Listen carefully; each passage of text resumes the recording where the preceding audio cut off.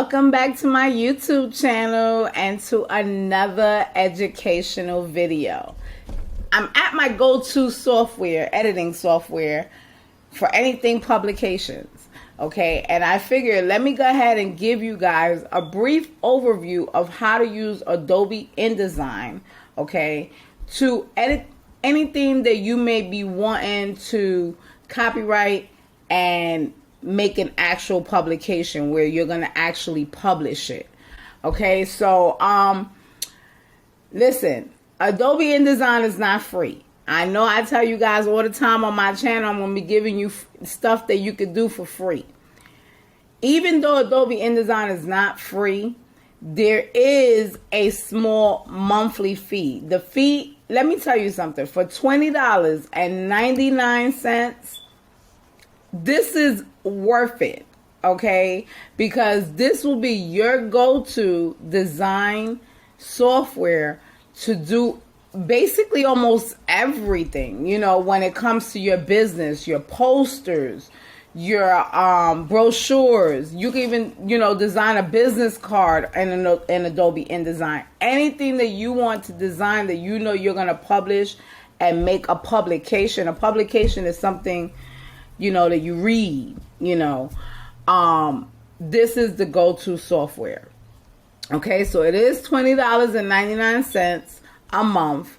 They do give you a 7-day free trial. So if you want to try Adobe InDesign, you already have a book that you've already written out as a manuscript, and you're like, man, I want to go ahead and try this whole self-publishing thing. Let me see where I can go to format my book and get it uploaded as a PDF to these platforms so that you can self-publish your book. Well, Adobe InDesign is the perfect software for you. If you got an iPad, if you have an iPhone, or if you have any Mac product, you know, a desktop or a laptop, this is what the Pages app would look like. So, okay, this is what a page would look like. Now, as you can see, it doesn't look anything like Microsoft Word or LibreOffice if you're using that. It doesn't look anything like that. Here's the page, right? And then you can actually type in there. I don't want to mess up any of my text because it's already saved. You know, you come up here, you save once you know, do your thing. If you want to open, you can come up here and open. See how it says publish to Apple Books? Okay, that's going to be a whole nother webinar, because yes, you can publish your book as a PDF format to Apple Books. But over here is where you would change your formatting. You know what I'm saying? You got your body type, so whether it's a title, subtitle, whatever it is, you could change all of that. And you have to be in your text for this to come up, because if you're not in your text, like let's say you click over here somewhere, it'll come out. But if you click back to it, it will definitely come out. You can change your styles, your layouts, you know, your font, anything like that, your positioning in your text. You can format everything in Pages, which is free. You don't even need to have Microsoft Word or Libre. You could come in Pages and just start typing. That's another great thing, that you can use Pages as a Word software. And I will go into that, and like I said, in a whole nother webinar. You could add charts, tables, shapes, any type of media, pictures, whatever you need to add to this document to make your document the way you want it. You can do that. You could come up here. If you're a little blind like me sometimes, you could zoom in, you know, and it'll zoom in for you. I like to keep it at 100 because I know how it looks. But you could have, you know, your thumbnails, your docket table. If you had a table of contents in there, you could view your table of contents. You know, you could go through that. So Pages is really cool if you have any type of Mac product, right? Because it's going to help you format your stuff like that. Now, the reason why I'm opened up in Pages right now and I'm not in LibreOffice is because when I originally saved my manuscript, it was on a Microsoft Word document, right? And then when I saved my Microsoft Word document, I started inputting my files into a whole PDF file, which I combined various PDF files, right? When I opened it back up on this brand new computer that I have that I didn't have my stuff on, it automatically opened up in Pages. And what I loved, the PDF actually opened up in Pages. And what I love is the fact that everything was the way I had it. You see how I have my whole chapter laid out, all my quotes, my speech, everything, my narration, everything is laid out the way I want it, including, oh, actually, when I go into InDesign, we'll talk about that. Actually, this is an InDesign video, right? So let me get over to InDesign. But I just wanted to give you guys a little overview of Pages, and we'll talk about that, like I said, when we talk about Apple Books. And, you know, I'll share the insight with you on that. But these are InDesign, okay? What is InDesign? InDesign is an editing software within the Creative. Now it's called the Creative Cloud Suite. Before it was just called the Creative Suite, right? The Creative Design Suite. Now this is my title page for my chapter, okay? This is what the whole chapter looks like, edited and everything. This is my title page. I'm going to open up a new document, right? I'm not going to do too much. It's just for this educational purposes. When I do dive into InDesign with you guys, I'm going to show you guys what each and most of everything, because I know most of the suite, most of what everything does, okay? And that'll be a whole complete InDesign tutorial. But you can come in here. Now, you see it says document, book, and library, right? I never use library. We'll talk about that in depth in InDesign, but I don't use library. The only two that I use is document and book. Now, a lot of people will tell you that you don't have to use the book feature to do your entire book. But the reason why I like to use the book feature is because it keeps you organized within your workflow. So I'm going to open up the COVID Chronicles book, right? And this is what happens when you create a document, right? File, new document. Let's say this is a brand new document that I created. I'm not going to create a new document. I'm just going to go off this document. Let's say this is a brand new document I created. I already entitled the document, The Jungle Cry. This is my first chapter of my book. I can go in here and click File, right? New book. And this is going to come up empty, right? It's going to come up empty. But you'll get to name it. As you can see, I named it The Coven Chronicles. This is what I love about this whole, office back area. I call them the office back area, like, a dashboard or whatever. You can move your different properties, whatever it is that you're working on, you can move it around. Now, the reason why I say always have a book open in this corner over here, like once you do your first chapter, right? Or you could do the book first, right? And then put it in there. But I would rather you start off with the first chapter, do your thing, and then save that chapter, right? You save it. And when you save it, it's going to look like this. You're going to have a folder, right? All your InDesign items should be in one folder to each project. Because like I said, the whole key to this is being organized and staying focused, right? So as you can see, I have all my chapters within this book. But what you cannot see in here is the book, the actual book itself. I have it sitting right here, okay? And there's a reason for that. Just to stay organized, but I have it sitting here for a reason because I don't want it to be in the chapter folder, right? But this is what it's going to look like. It's going to say INDD at the ending. The book is going to say INDB, okay? That's how you can differentiate between the two files, all right? So you have your INDD folder with all your chapters, and then you have your actual book outside of that folder just as the book. Because if you wanted to load up the book and click on just this, the only thing that's going to open up, okay, not your chapters, this is going to open up if you have it saved correctly, okay? And I'm going to show you what I mean by saved correctly. This is going to open up. You can push this over here to the side, And then with real simple, you can go in there and tap on your chapter and your chapter's going to open up. You see how simple that was? By you having the book flow.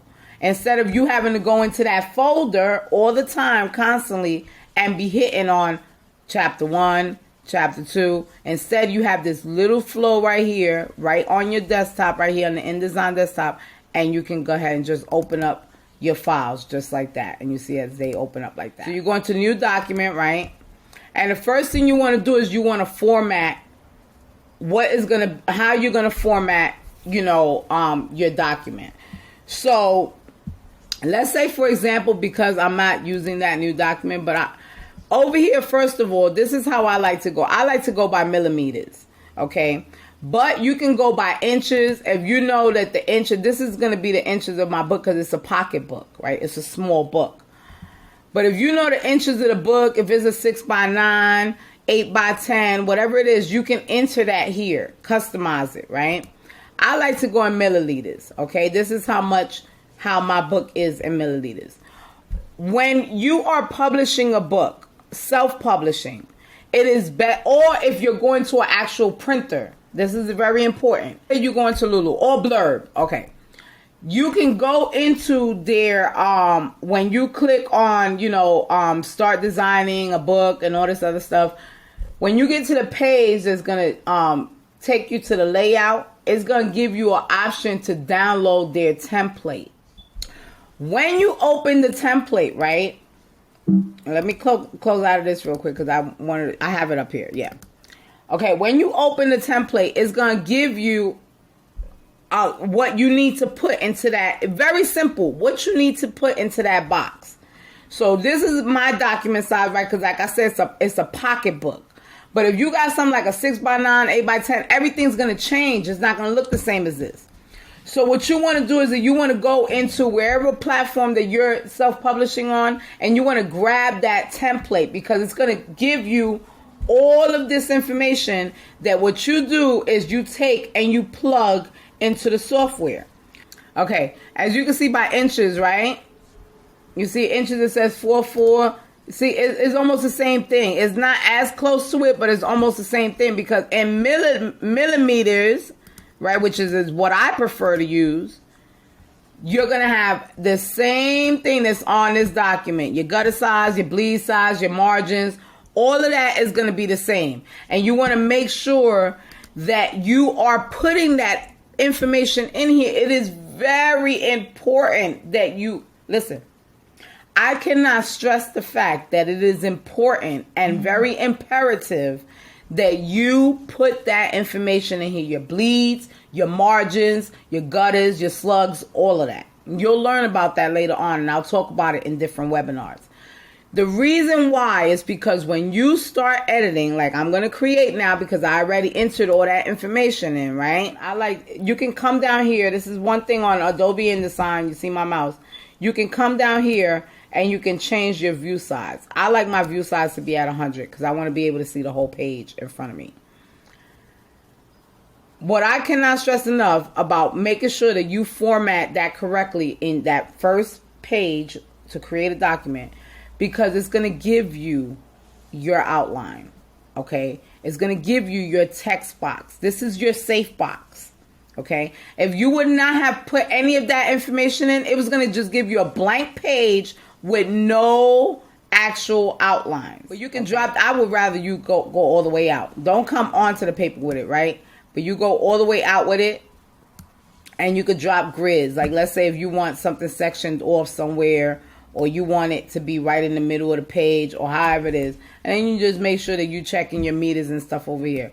You could also, that's the drop down, you could add grids from over here, right? If you want to separate. This is good for brochures and stuff like that. And for business cards. You could add 2 grids like this, plow and plow, right? And something like this, and here's another one, and that's your safe zone for your business card, okay? To add text, okay?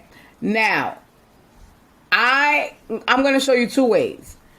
One, if you already have your chapter done, right? 1 chapter done, and let's say it looks something like this, or if you have just a chapter 1, it says chapter 1, and then you keep on going, right? You can just go like that, click on the box, make sure that whole text box, you come up here, copy, you go to the untitled, you click on that page. You can either right click with your mouse, right? And it'll say paste in place, or you always want to do paste in place. You don't want to do paste because it's gonna shift it off here somewhere. You want it to paste it in place. Or you could go up here and paste in place, right? So you got the right click and then you got the up here. So I'm pasting that in place. As you can see, it pasted onto my new document. Now, let's say we're going to delete this, right? We're going to delete that. Okay.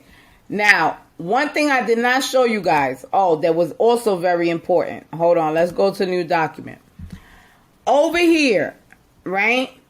You want to make sure that the orientation is, you know, a book orientation. You don't want landscape because it's going to come outside. If you're doing photo books and stuff like that, or special type comic books that take that layout, then you could do the landscape.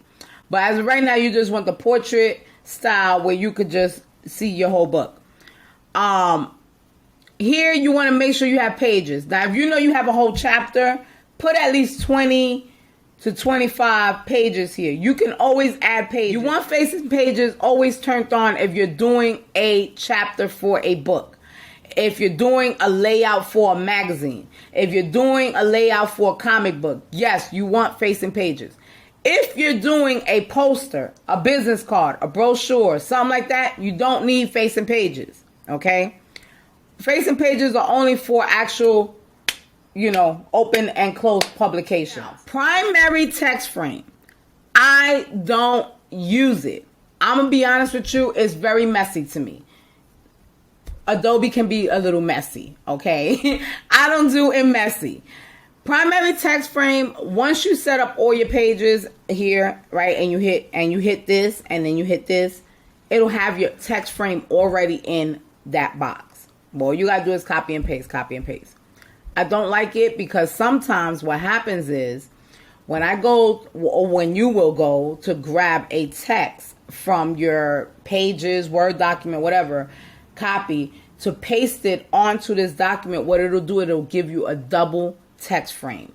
You don't want that. And that's why I say text frames are a little messy. You maybe want to use the text frame, you know when you're doing individual like brochures and stuff like that. That's when you can do text frame, because you know that you're doing inside.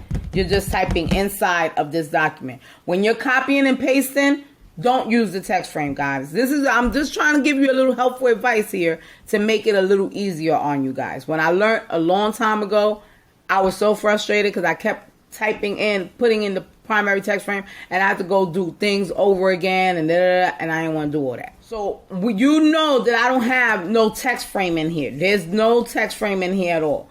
But what you can do is you can go over to your text tool, and you can drag out your first text frame, right? That's my first text frame.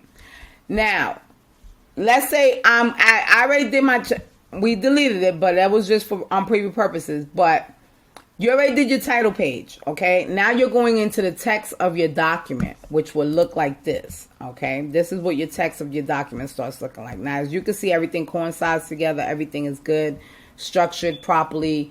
The paragraphs are spaced evenly, all of that, okay? Listen, guys, it is very important that you listen to this step, because I'm telling you from personal experience, it is very frustrating if you do not do this step beforehand, okay? Now, whatever text font that you're going to use for your book, okay, is what you need to start out putting in here. I like the Georgia. It's simple, okay? It's a known text. It's, you know, a little fancy. I think Georgia's a little fancy with the way it looks. But it's simple. People can read it, okay? So don't use a text that nobody's going to be able to read. So the first thing you do is you put your text in. You want your text to be regular, okay? You don't want it bolded or italic or anything like that, because it's going to look real hard on the page.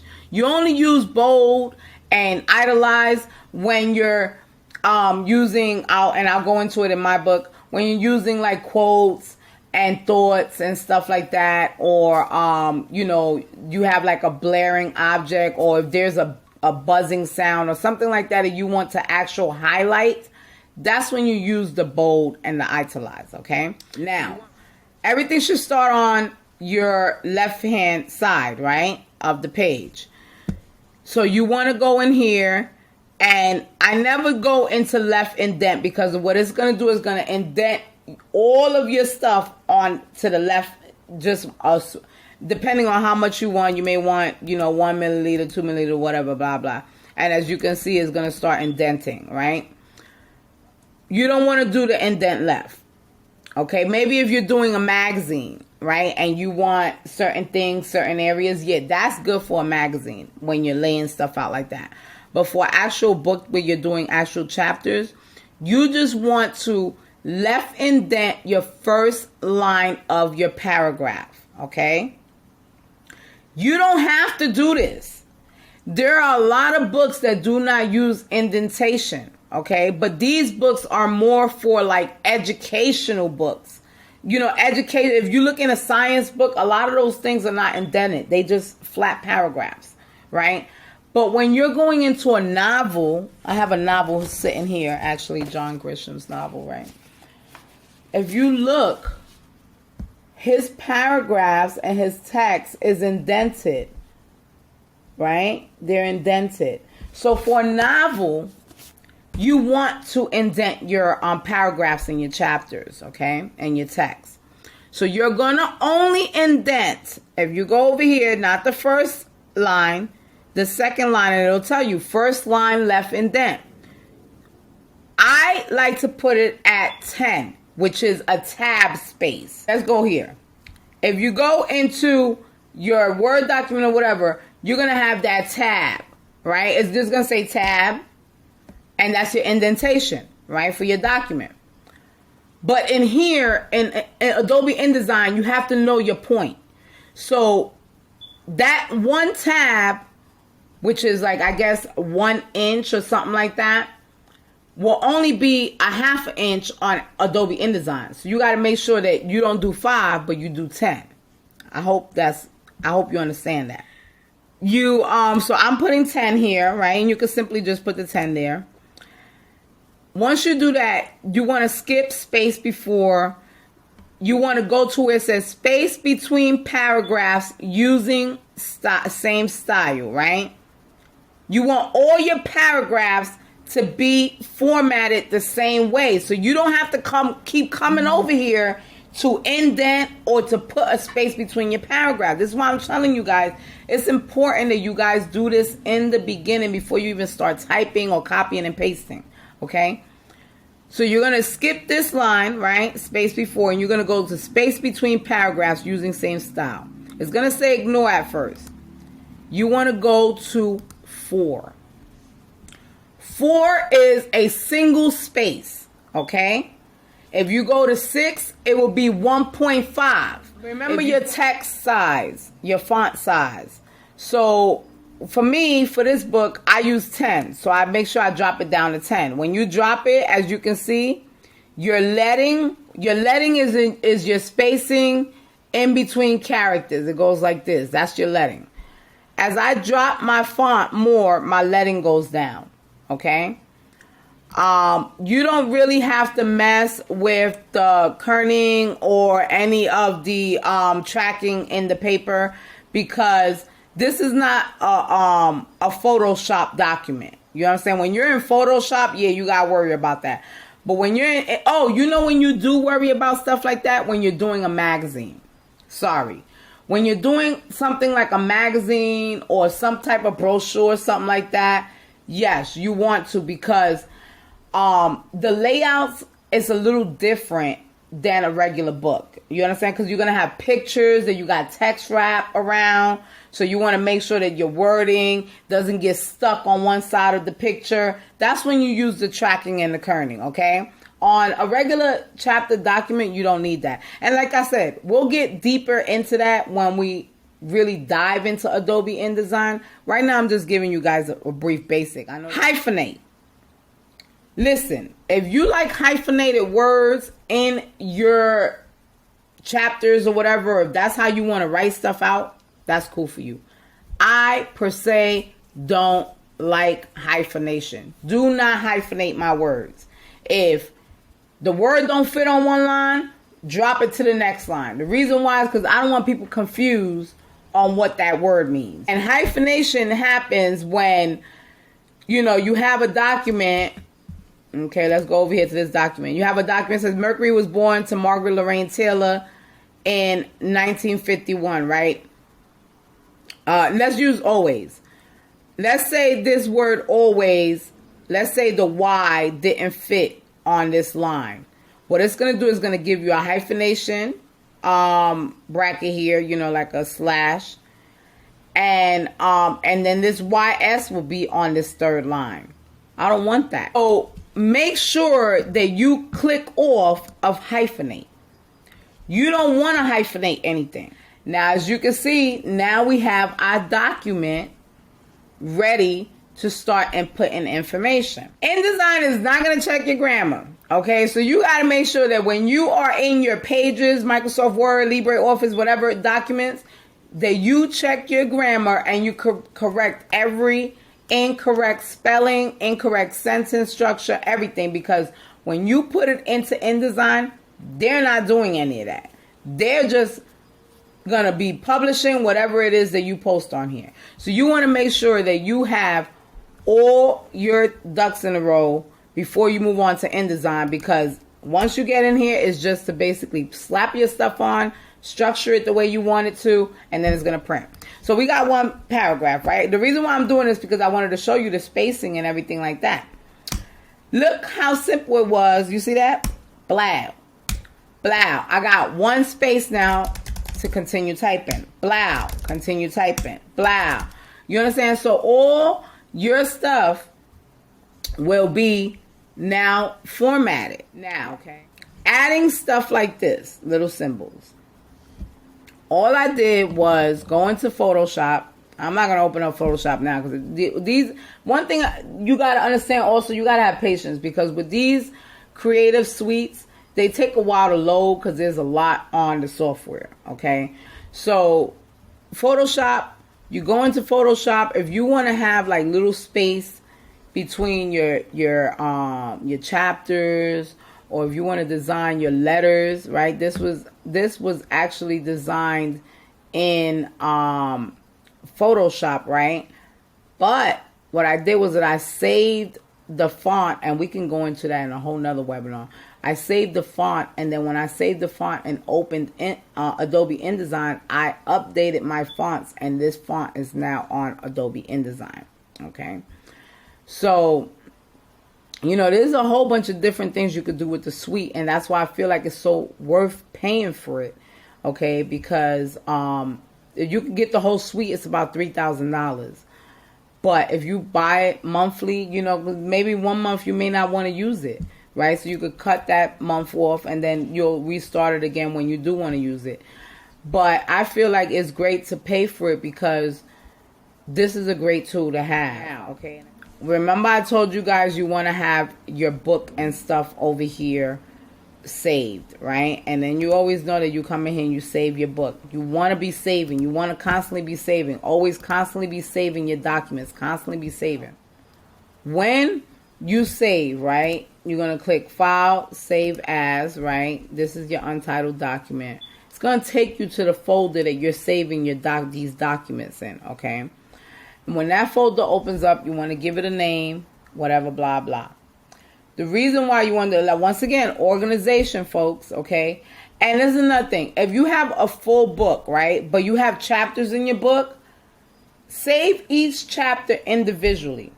If you have a novel with no chapters and you're just flowing, you're just writing, and whatever, just add the pages on here and then just do that one document. But I really feel that even if your chapters are not named like mine's are, and you just have like chapter 1, right? And then you move on to the text, chapter 2. Save each chapter individually. It's very important. The reason why I want to tell you this is because you don't want to go into a document that's yay long, okay, trying to edit while in Adobe InDesign, right? Or in any other software. You want each individual chapter so that you can go into one document, right? That's very short, is not long. Maybe, I don't know, your chapters, my chapters are about 20 pages long, each chapter.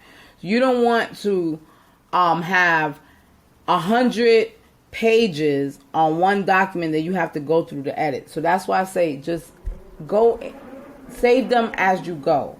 You know what I'm saying? Chapter 1, blah, blah, save. New document. Chapter 2, blah, blah, blah, save. You know what I'm saying? And not only that, it gives you a more effective and smoother workflow, right? Because then when you want to transfer your stuff into a editing software like Adobe InDesign, you're not copying and pasting 100 pages in one time. You understand what I'm saying? Because maybe in page 50, your layout may get construed or format, and then you have to go back in there and do it all over again. You don't want to do that. So you'll have your folder that opens up. You save your document into your folder, whatever, blah, blah. Once you do that, right, you can come over here and you can add your chapter, okay? So I'm not going to add anything because all my chapters are already added. But as you can see, it opens up the same folder that you just saved this document in, right? And you can now, chapter 1, add it in here. What that also does is helps you with page numbers. This is going to be the last thing that I'm going to teach you today is page numbers. When you put your page numbers in, you really have to deal in master pages, okay? Remember, each design suite in Adobe is different, so you're going to learn something new. When you click on your master page, it's going to, as you can see now, you don't have no text. Don't get scared. Your text is still here, okay? It's still there. You got your properties, which is all your font and all that stuff, your setup and everything, your slugs. You go into pages, okay, right next to it, and this is where you change your number style. Not only that, you can go through here and say, you know what, let me go to page 13 real quick. And you click on page 13 and you'll be on page 13 real fast instead of having to scroll up and down. You see that? So when you go to that A master is what you're going to edit. Okay, don't go into none. Don't click on none and try to edit that. You go into A master. You come up here. Actually, first, when you're on your A master, you're going to come down here, right? And you're going to create a small text box. Don't have to be big, just nice and small text box. I like to be. I don't know why I'm so perfectionist, right? Then you come up here to where it says type, and you come all the way down here to where it says special characters. Insert special characters. You come over to markers, right? And you click on current page number. Do not click on any of these unless you're doing markers where you're sectioning off your document. That'll go, like I said, into the whole in detail Adobe InDesign webinar. But for right now, to number your pages, all I want you to do is go into markers, current page number. It's going to give you an A. Don't think you made a mistake. There's an A that goes there, okay? Then what you're going to do is you're going to come over here to pointer. I'll teach you guys all of these tools in the in-depth video. But you come over here to pointer, you click on it. Right? You can go up to edit and copy, or you can right click and copy, right? And then I'm going to paste it. You can't really paste into place because then it'll just be pasted here. But if you paste it and you grab it and you put it on this side, right? You want to make sure that this A, you can go back into properties. If you got the hotkey, if you know your hotkeys for right, left, and middle, and center, and all of that, then you can use your hotkeys. But you come into properties and then you just go ahead and add that A to that right hand corner. What happens is now your pages now have numbers on them. You see that? 1, 2, 3, all of that, right? Now, let's say you don't want this first page to have a number on it. All you do is go up here to Pages where it says None, and you drop it right onto that very first page. As you can see, the number disappeared. Okay? Let's say you don't want a number on page 3, but you don't mind it on page 2. Once again, you drop it. Page 3 is gone. Page 2 is still there. However, the sequence continues. It still goes on to page 4 and 5. Okay, so that is it for this bonus video on Adobe InDesign. I just wanted to show you guys how easy and simple it is to use this suite. I will dive into a whole huge Adobe InDesign webinar series to teach you guys a lot more that you could do in Adobe with text wrapping, image wrapping, and all of that stuff with the text. And you know, I'll show you guys all of these tools over here, how great they are, how you can use them. We'll go in depth with master pages because there's some more stuff that you can do with master pages and stuff like that. So thank you for watching. I hope subscribe, share, hit that notification button so that you know when I'm coming out with a new video, especially some of these bonus videos. I hope you have a great day, and I'll see you in the next video.